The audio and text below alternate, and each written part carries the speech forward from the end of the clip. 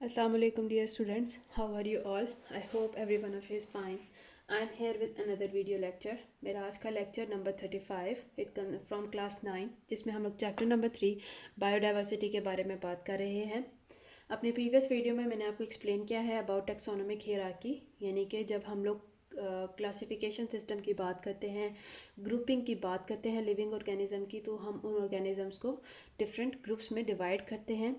तो उसमें हम लोगों ने देखा कि कौन सा सिस्टम फॉलो किया जाता है for dividing the organisms. Those are that is the 5 kingdom classification system, यानी कि 5 ग्रुप्स में हम लोग ओवरऑल तमाम लिविंग ऑर्गेनिजम्स को डिवाइड करते हैं. तो अपने प्रीवियस वीडियो में मैंने आपको पूरा स्टेप वाइज प्रोसेस एक्सप्लेन किया कि किस तरह से सबसे पहले ऑर्गेनिजम्स को किंगडम में डिवाइड किया जाता है. फिर किंगडम के अंदर मौजूद जो ऑर्गेनिजम्स हैं उनके अंदर देखी जाती हैं मुख्तलिफ सिमिलैरिटीज़ और डिफरेंसेस, और उस हिसाब से फ़र्दर उनको आगे फाइलम में डिवाइड किया जाता है. फाइलम के अंदर मौजूद लिविंग ऑर्गेनिजम्स की सिमिलैरिटीज़ और डिफरेंसेस के हिसाब से फिर उनको मुख्तलिफ क्लासेस के अंदर डिवाइड किया जाता है. हर क्लास में मौजूद जो ऑर्गेनिजम्स हैं उनके अंदर सिमिलैरिटीज़ और डिफरेंस के हिसाब से उनको फिर मुख्तलिफ ऑर्डर्स में, फिर ऑर्डर से फैमिली, फिर हर फैमिली में से जीनस में डिवाइड किया जाता है, और हर जीनस फर्दर आगे डिफरेंट स्पीशीज़ में डिवाइड हो जाता है. उसके अलावा हम लोगों ने देखा कि किस तरह से हम लोग क्लासीफाई करते हैं ह्यूमन बींग्स और पीस को. तो हम लोगों ने कल थोड़ा सा इंट्रोडक्शन भी मैंने आपको दिया अबाउट द बाइनोमियल नोमेनक्लेचर, जो एक साइंटिफिक नेम है जो वर्ल्ड वाइड कम्युनिकेट किया जाता है in order to point out to some organism. जिसमें हम लोगों ने देखा ह्यूमन बींग्स का जो साइंटिफिक नेम था दैट इज़ होमो सेपियंस, जबकि पीस का जो साइंटिफिक नेम है दैट इज़ पाइसम सैटिवम. आज का जो हमारा टॉपिक है इसी से रिलेटेड है. स्पीशीज़ की हम लोग बात करेंगे. स्पीशी जो है that is the lowest taxon of the taxonomic hierarchy. Taxonomic hierarchy का जो लास्ट स्टेप है that is the species. Species के बारे में हम लोग बात करें तो species is a group of similar organisms, यानी कि जो स्पीशीज़ के अंदर जितने भी ऑर्गेनिजम्स हैं वो एक दूसरे से क्वाइट सिमिलर होंगे. उनके अंदर डिफरेंसेस बहुत कम होंगे as compared to the differences among other taxons. तो स्पीशीज़ के जो ऑर्गेनिजम्स हैं उनके अंदर डिफरेंसेस काफ़ी कम होंगे, उनके ऑर्गेनिजम्स एक दूसरे से क्वाइट सिमिलर होंगे. तो दोज आर द स्पीशीज़. अब हम लोग बात करते हैं स्पीशीज़ की. तो species are also called as the basic unit of classification, क्योंकि क्लासीफाई जब आपने करना है तो ऑब्वियसली क्लासिफिकेशन में आप लोग देख रहे हैं डिफरेंसेस को, क्लासिफिकेशन में आप देख रहे हैं सिमिलैरिटीज़ को. तो स्पीशीज़ जो है वो बेसिक यूनिट है जिसके अंदर आप वो ऑर्गेनिजम्स देखेंगे, आपको एक ही स्पीशीज़ के अंदर वो ऑर्गेनिज्म देखने को मिलेंगे जो एक दूसरे से काफ़ी ज़्यादा सिमिलर हैं और पूरी क्लासिफिकेशन को लेके आगे चलते हैं. स्पीशीज़ जो है that is the basic unit of classification. अब अगर हम लोग स्पीशीज़ की डेफिनेशन को देखें तो this definition you must keep in your mind. It is given in your book. A species is a group of organisms which can interbreed freely among them. पहली बात क्या है? Group of organisms that can interbreed freely among them. उसके बाद and produce fertile offspring. जो उनके offspring है दे must be fertile.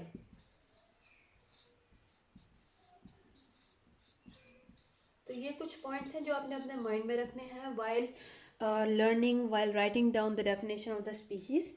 But are पहली बात तो आपने ये देखनी है कि species is a group of organism. ये वो ग्रुप ऑफ ऑर्गेनिज्म हैं जो कि इंटरब्रीड कर सकें फ्रीली, और इनके जो ऑफ स्प्रिंग प्रोड्यूस होते हैं they must be fertile offspring, but they are reproductively isolated from all other such groups in nature. के एक स्पीशी, अगर एक स्पीशी है कैट की, तो उन कैट की स्पीशीज़ के अंदर वो इजीली कैट्स इंटरब्रीड कर सकें.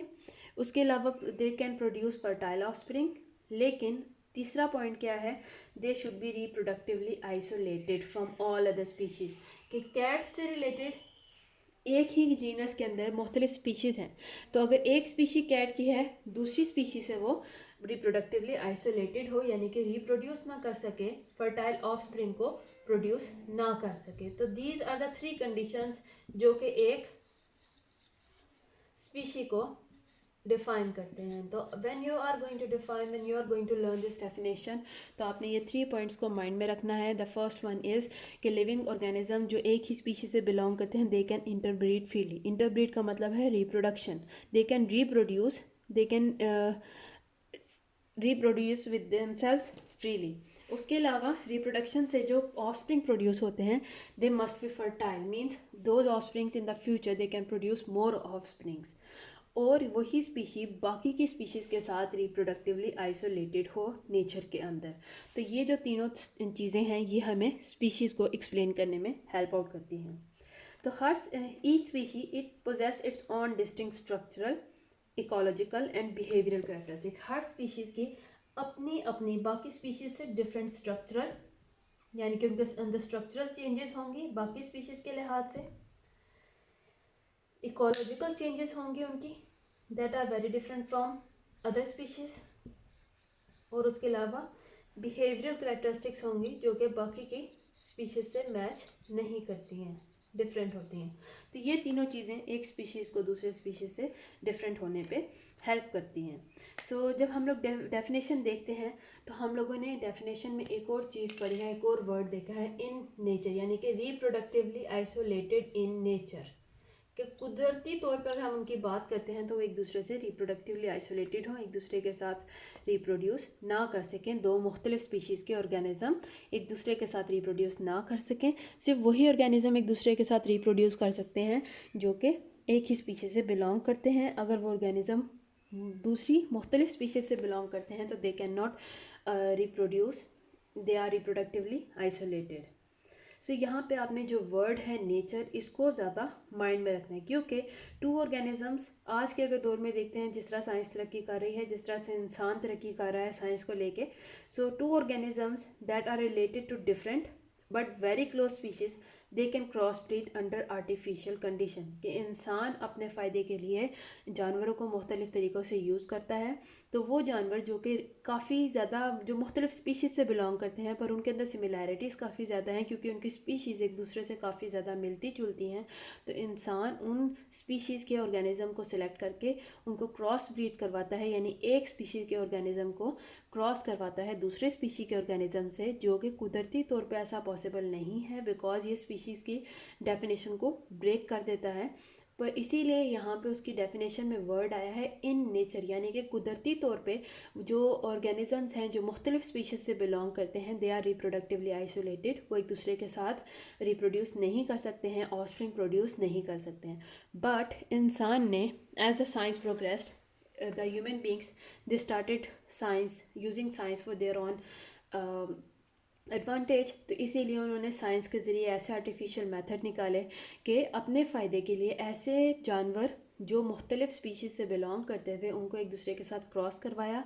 ना सिर्फ जानवर बल्कि प्लांट्स भी, ऐसे ऑर्गेनिज्म जो मुख्तलिफ स्पीशीज़ से बिलोंग करते थे उनका आपस में क्रॉस करवाया और ऑफस्प्रिंग प्रोड्यूस करवाए।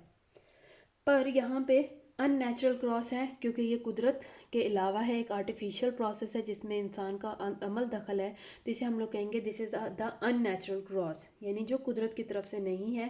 तो यहाँ पे बनने वाले जो ऑफस्प्रिंग होते हैं वो इनफर्टाइल होते हैं।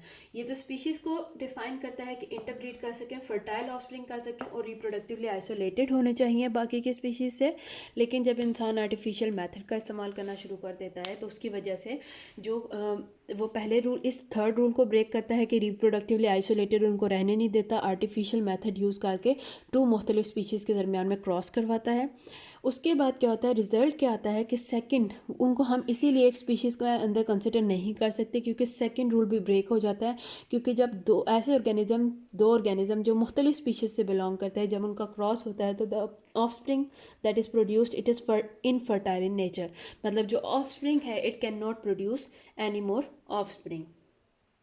फॉर एग्जाम्पल अगर हम लोग ये देखते हैं कि if we take a male donkey जो कि कॉमन एग्जाम्पल है in Pakistan, and a female horse.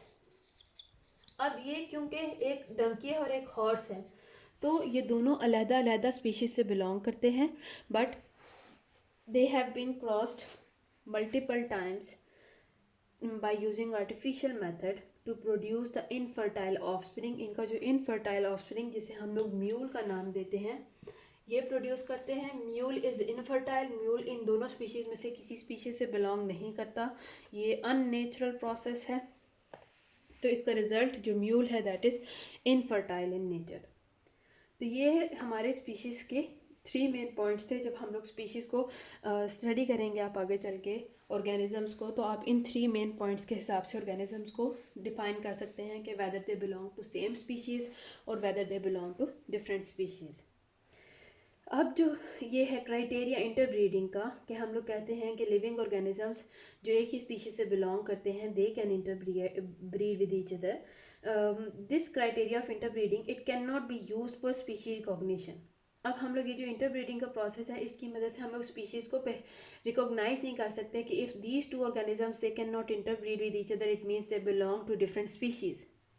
ऐसा ज़रूरी नहीं है, क्योंकि बहुत सारे लिविंग ऑर्गेनिज्म ऐसे भी हैं जो सेक्सुअली रिप्रोड्यूस नहीं करते, क्योंकि वो एक दूसरे के साथ इंटरब्रीड नहीं करते, वो एसेक्सुअली रिप्रोड्यूस करते हैं। मतलब कि एक ही ऑर्गेनिज्म जो पेरेंट ऑर्गेनिज्म होता है वो आगे ऑफस्प्रिंग प्रोड्यूस कर लेता है। सो दैट इज़ वाई इस करैक्टरिस्टिक की वजह से कि काफ़ी सारे ऑर्गेनिजम्स एसेक्सुअली रिप्रोड्यूस करते हैं, for example bacteria, for example fungi. तो इसलिए हम लोग जो इंटरब्रीडिंग का जो करैक्टरिस्टिक है उसको हम लोग मेनली यूज़ नहीं करते हैं किसी भी स्पीशी को डिफ़ाइन करने के लिए। तो ये था मेरा आज का लेक्चर, जिसमें मैंने आपको एक्सप्लेन किया है कि व्हाट इज़ स्पीशी। स्पीशी की डेफिनेशन हम लोगों ने देखी है कि स्पीशी क्या है, कि वो ऑर्गेनिज्म, या हम स्पीशी को ऐसे कह सकते हैं group of organism that can interbreed freely among them, that can produce fertile offspring and they are reproductively isolated from all other such groups in nature. उसको, उस ग्रुप ऑफ ऑर्गेनिज्म को हम लोग स्पीशीज़ का नाम देते हैं। तो हमने देखा कि अगर यहाँ पे बात होती है नेचर की, कि अगर कुदरती तौर पे बात करें तो वो ऑर्गेनिज्म जो मुख्तलिफ स्पीशीज़ से बिलोंग करते हैं वो क्रॉस नहीं कर सकते, लेकिन आर्टिफिशियल मेथड से इंसानों ने मुख्तलिफ स्पीशीज़ से बिलोंग करने वाले ऑर्गेनिजम्स को क्रॉस करवाया, उनके ऑफस्प्रिंग प्रोड्यूस करवाए। तो that is a different process. उनसे जो बनने वाले ऑफस्प्रिंग होते हैं वो इनफर्टाइल ऑफस्प्रिंग होते हैं, वो फर्दर आगे ऑफस्प्रिंग प्रोड्यूस नहीं कर सकते हैं।